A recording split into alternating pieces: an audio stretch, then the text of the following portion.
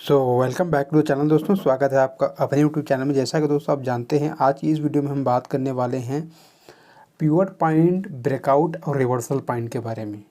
यदि आपने pivot point के कॉन्सेप्ट को नहीं समझा है तो मैं डिस्क्रिप्शन में लिंक दे दूँगा, आप पिवट पॉइंट के कॉन्सेप्ट को समझिए।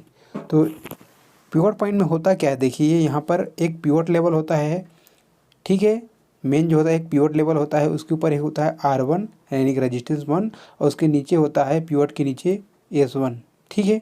तो इसके ऊपर भी ना R1 के ऊपर R2 और R3 रहता है, ठीक है। तो मेन जो थीम है इसका R1 पिवट और S1 यानी कि सपोर्ट 1 पिवट और R1, ठीक है। तो इस कॉन्सेप्ट को हमें समझना है।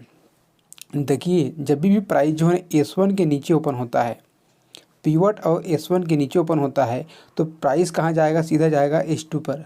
यहाँ पर कौन रहेगा, S1 के नीचे कौन रहता है, जो सस्ते प्राइस को और सेल करने में लगा रहता है, यानी कि शॉर्ट पोजीशन बनाने वाला।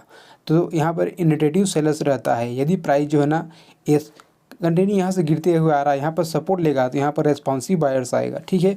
तो इस कॉन्सेप्ट को आपने जाना होगा। यदि आपने वीडियो नहीं देखा है तो डिस्क्रिप्शन में मैंने लिंक दे दिया है, जाकर के देख लीजिए। आज की इस वीडियो में बात करने वाले हैं मार्केट में जब ब्रेकआउट आता है बड़े लेवल का, तो वो पॉइंट कौन सा होता है। फिबोनाची पिवट पॉइंट में और ट्रेडिशनल में कौन सा पॉइंट होता है, तो वो पॉइंट होता है, देखिए फिबोनाची, यदि आप फिबोनाची पिवट पॉइंट लगाते हैं तो वो पॉइंट रहेगा आपका सपोर्ट 3, यानी कि मार्केट को ब्रेक डाउन करना रहेगा नीचे की तरफ, तो ये सपोर्ट 3 रहेगा। यहीं से मार्केट में बड़ा मूवमेंट यानी कि ब्रेकआउट मोमेंटम मिलेगा। चलिए आप लोगों को इसको मैं एक्सप्लेन कर देता हूँ। देखिए तो यहाँ पर मैंने दिया है कि ऑलवेज रिमेंबर, यदि मार्केट में बड़ा ब्रेकआउट और ब्रेकडाउन आने वाला है, जैसे नीचे की तरफ टूटने वाला है, तो वो सपोर्ट 3 रहेगा।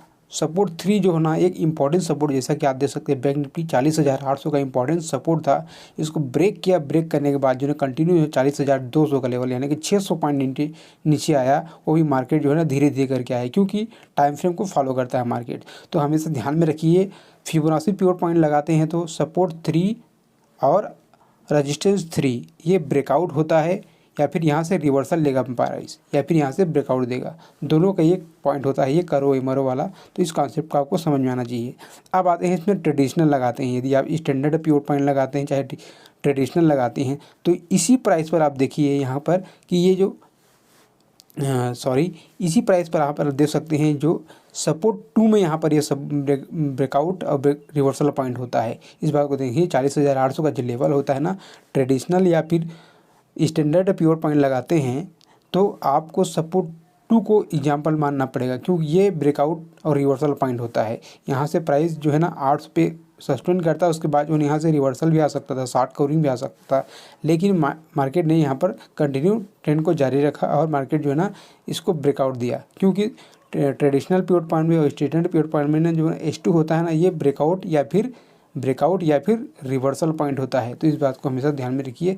तो यही मकसद था इस वीडियो में मेरे को समझाने का, मतलब यही था कि मार्केट में जो बड़ा ब्रेकआउट या ब्रेकडाउन होता है ना, तो वो लेवल होता है फिबोनाची में सपोर्ट 3 और रेजिस्टेंस 3, और ट्रेडिशनल में या फिर स्टैंडर्ड लगाते हैं तो ये सपोर्ट 2 और रेजिस्टेंस 2 होता है। यहाँ से रिवर्सल लेगा, यहाँ पर ब्रेकआउट देगा। तो ये कॉन्सेप्ट आप लोग को समझ में आ गया होगा।